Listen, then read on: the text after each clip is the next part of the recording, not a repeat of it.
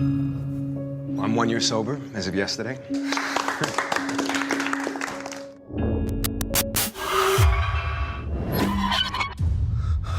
What's up, everybody? This is Fred Ricciani of TSC. We have right here via Zoom a very special guest. You may know his work from Marvel's Jessica Jones, Dawson's Creek, and now he is the lead in #Unknown, directed by LazRael, Lison, a psychological thriller also starring Master P, streaming now on Amazon Prime Video. We're talking to Hal Ozsan. Hal, thank you so much for the time. How's everything going? The whole age thing. That's how you can tell how old someone is by what they recognize me from, right? So, like, if it's your mum, it's Dawson's Creek, right?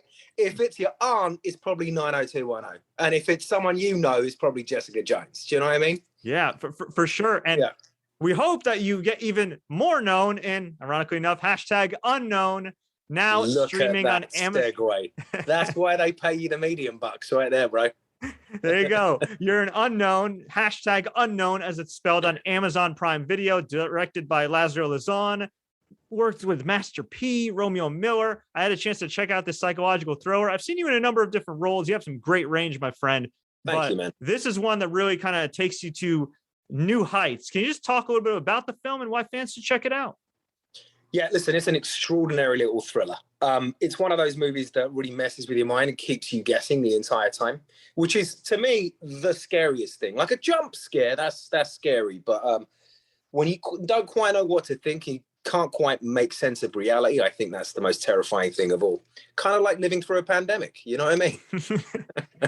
For sure. And we won't give too much of the film away. We want people to check it out on Amazon Prime Video. But I talked to Laz before, and Denise Boutet, who's also in the film, and they talked about how, yeah, they're great. And and we talked about the pandemic and how you guys had to film all throughout the pandemic, which I know hasn't been easy. I mean, acting, theatrical arts have been some of the hardest hit professions during this crazy time we're living in. So what was it like for you as the lead, being in the midst of everything when, well, we didn't know everything about this virus?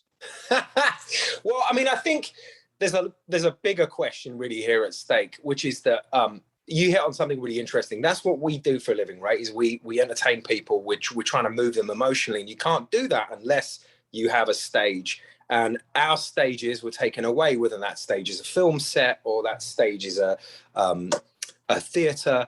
We didn't have that medium. So it's been quite challenging for a lot of artists. And I think we're all really grateful to have made something during a period of time where most of our compatriots didn't really have that opportunity. But look, making a film is difficult even at the best of times. Making an independent film is even harder, right? Less money, less time, more problems. But I think everyone was driven by a real dedication to this movie. They all really believed in it. And whether it was from the grips to the top of the call sheet, everyone gave 110%, worked 16-hour days. And I think it shows in what we ended up with. I think we have a very special little film. What was it like for you working with the great Laz and Master P? Well, I never actually had a scene with Master P. So, like, here's this guy I've wanted to meet my whole life ever since I was a kid kicking around, East London. Listening to rap, but I didn't get a chance to work with him. LazRael, on the other hand, is one of the most hysterical people I've ever worked with in my life. He looks like a linebacker, but he talks like the kid who eats paste. You know what I mean? He's got a little bit of a lift like this, very gentle man, but he's an absolute giant. So it was really strange for me when he'd come to me with this sweet demeanor. I'd be like, hey, I need you to do this scene slightly differently. And I'd want to argue, but then I'd take one look at his 6'6", 300-pound frame and be like, no, you're right. I play it that way. You know what I mean? He did tell me a funny story about when you guys were filming or trying to film this movie and everything. I don't know if you were a part of this at all, so I'll just bring it up and you can fill in the blanks if that's the case.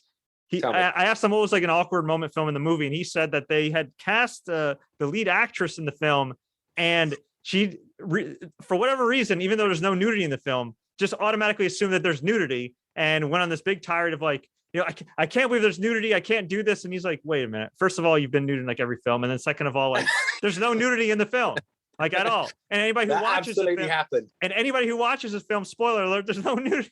in the film. So are you familiar with that story? And can you shed some light on that? I met the lead actress, we were talking about the role, we exchanged numbers. We're like, yeah, let's get together and, talk this through and do some rehearsal. And then day one I showed up and she wasn't there.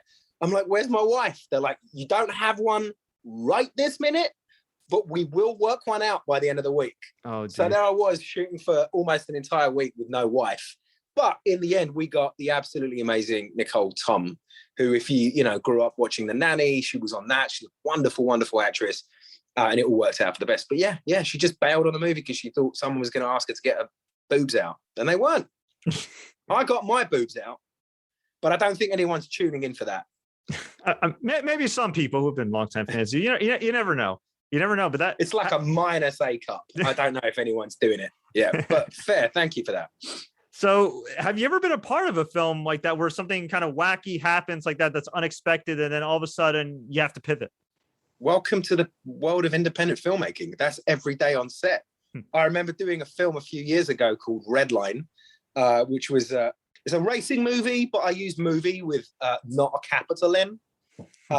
And we had a director on board who was an amazing director, who's, I'm not going to mention his name, but he was also an amazing actor who I've admired my entire life, sort of tried to model my career on, was absolutely blessed to work with. The only reason I did this movie was because this actor was going to direct it.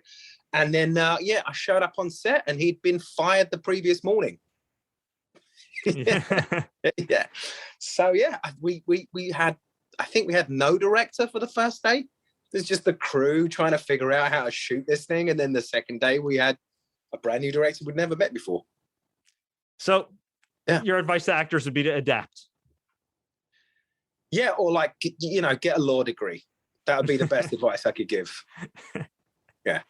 Now, speaking of life paths, getting degrees, getting into acting, I'm curious for you, because a lot of people know you, of course, from Dawson's Creek, from Jessica Jones, and soon from #Unknown. But how did you break into the industry? Did you want to be an actor growing up? It's total fluke. I had no interest whatsoever in acting. Yeah, I've done a couple of school plays.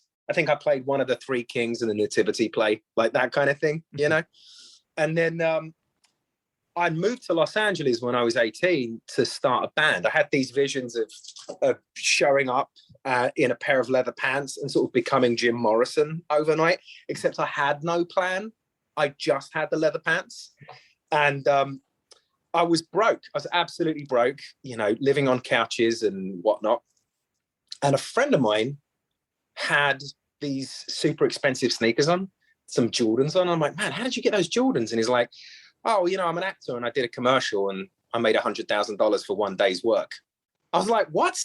He's like, yeah, I did a Coke commercial. It's been running for years, So I'm like, that's the job for me, Mm-hmm. So I gate crashed an audition for a commercial and I got it. And then I got my union card and then I got another one and then I got another one. And then before I knew it, I was on a TV show called Dawson's Creek. Now that sounds super magical and like everything's been really easy, but the intervening 15 years, there's been a few ups and downs. Do you know what I mean? Yeah. But that's how I got started. It was a total fluke. And I wasn't in love with the medium when I became an actor, but I fell in love with the medium as I grew as an actor. And I really understood the craft and I really understood that acting wasn't acting at all. It was being a human being in the most intimate and profound sense. And it became something for me that became almost religious or cathartic. I can't imagine a life now where I wasn't acting, where I wasn't stepping inside the skin of another person. And it changed me, made me a much more empathetic human. So yeah, that's my story. Actor by accident. And you mentioned the kind of ups and downs, the ebbs and flows and everything else. I mean, you did go through some tough times at first, moving out to LA before you even got on Dawson's Creek. And then you said you kind of went through some more stuff after that. So for you, when you did get that role in Dawson's Creek, did it kind of feel easy at first? It was like, oh man, like I'm going to get these roles like forever. Or did you have to learn the hard way? Or did you understand after kind of couch surfing that, okay, this is going to take some real work if I want to be here for a while? Well, I definitely didn't think while I was on the set, oh, this is easy, because I was completely out of my depth. Do you know what I mean? I'd been thrown into the deep end of the pool. So I was just convinced I was going to get fired every day that I was on set. And as it ended up, my role ended up being more or less 2 seasons. Look, any artist, unless you're extraordinarily lucky, and you know, sort of hit the big time day one and just maintain it forever, or end up having Tom Cruise's career. I think every artist constantly struggles with, how do I sort of stay faithful to this religion? You know, because it's a vocation. That's what it is, right? How do I stay faithful to this and still eat? And then you just sort of learn that, you know, some weeks you're eating filet mignon and some weeks you're eating top ramen. You know? Yeah. And look, the thing is, it doesn't matter what success, and you know, I'm very lucky, but it doesn't matter what successes you have. Next week, everybody's already forgotten. So last year I had a movie that hit #1 at the box office that I was the second lead in, called Infidel. And then, you know, by January of 2021, everyone was like, oh, what's he been in lately? You know, one of those moments. So you just roll with it. And I think it's good too, because it keeps you searching and it keeps you hungry as an artist to never get complacent and rest on your laurels. You're always trying to get better at what you do. You always, like, that's the only thing you can control, is, can I be a better actor, a better singer, a better musician? Can I write better songs? Can I write better scripts? You know? And I think that's where the best art comes from. What's life like for you nowadays, being a part of the Marvel universe? And what was your experience like on Jessica Jones? Well, look, I was a complete fanboy before I ever got cast on the show, right? And I remember calling my best friend and I screaming down the phone because I was going to be in the Marvel universe. And then everything was kept really secret, right? So when I auditioned for the thing, I had no idea it was Jessica Jones. And then I got the job and I was told the name of my character, but nothing else, and not sent any scripts. So I had no idea, mate. Was I going to be a superhero? And my first question on set was, do I have powers? And the answer obviously was no.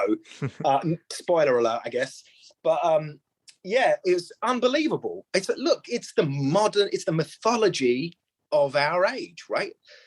DC and Marvel is to us what the Greek and Roman legends were to them. It's our mythology. So it was an absolute honor to be a part of it, even a small part of it. Yeah. And then as far as my life changing, it's another one of those same stories. You know, you do it, it's great. Everybody wants to hire you for the next thing. And then 6 months later, everyone's moved on. And I think the reason is because there's more content now than there has ever been at any point in human history. You know, there were decades where we only had 4, 5, 6 channels on TV. Then cable came along and all of a sudden we had 50. Now there are thousands of ways to get your entertainment. But look, that's great too, because that content needs to be filled. You know, those slots need to be filled, which means more and more artists get to work, more and more artists get to express themselves, and we get to build a culture. Definitely. And I feel like too, with the pandemic, even though it did hurt acting and theater and just arts in general, in a way, I think it made people appreciate it more, because let's keep it real. Life's kind of boring without art. That's right. What did we all do? We all turned on Netflix. That's exactly what we did during the pandemic. When we couldn't work, when we couldn't see our families, we couldn't attend funerals or go to weddings of the people we love the most in the world. Our best friends were the artists on our screens. And it's, I think, an important thing to look at. It's an important lesson. The first thing man did when he got a cave, like when he got shelter, is after he hunted the mammoth, he painted on his cave walls, or he told stories around the fire, or he sang songs and beat a drum. Art is as integral to the human experience as breathing. It's part of us. And I think we can very often sort of denigrate or downgrade the importance of artists, or crack jokes about get a real job or whatever it is, right? Yeah.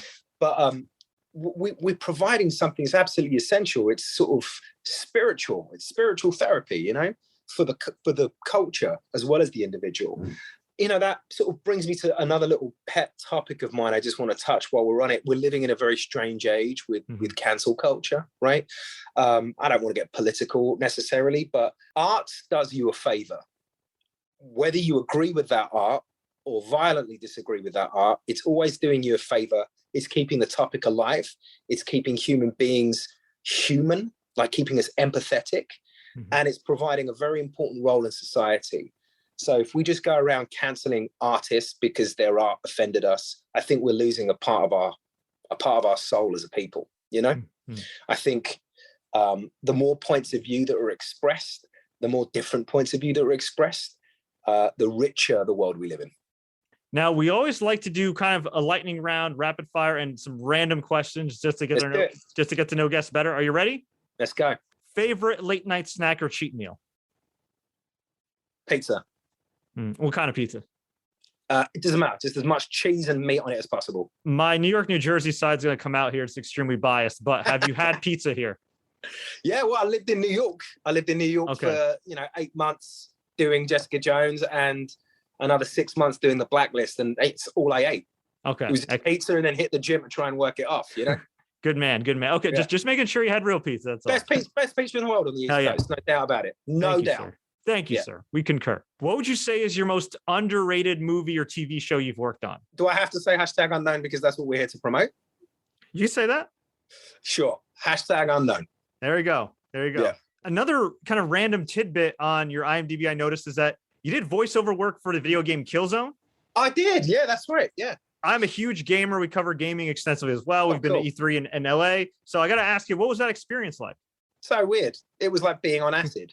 You are in a big, massive warehouse, like a hangar, like an airport hangar, in a nylon one-piece leotard with a weird headset, with dots all over your face, acting to no one.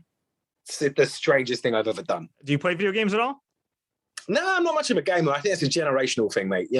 So like Sega was happening when I was gaming. It was Sonic the Hedgehog. Yeah, he's the OG for sure. Yeah, for sure. So what do you like to do for fun? So listen, for me, art is my everyday, all my things, whether I'm working or not, right? So if I'm not acting, I'm writing, I'm playing guitar. There's my axe in the corner over there. I don't know if you can see it. Cool. Yeah. That's what I do, man. And so, yeah, I don't need a hobby because my life is my hobby. What's the best piece of advice you give anybody looking for success? Don't look for success. Look to be as good as you can be. I love that. Can you expand on that just a little bit? Yeah, look, I mean, fame is meaningless, right? So fame is meaningless. And if you're looking to be recognized, if you're looking for approval or admiration, you're going to change chasing that thing. You're going to become different, right? You're going to change yourself to suit the admiration. And it just doesn't work. It's kind of like when someone wants you to like them really badly, you can't help but kind of pull away a little bit, right? Mm-hmm. Or someone's asking you out and they call you and text you 150 times. You're like, pass. You can't chase that thing. I think all you can really do is be the best version of yourself every day.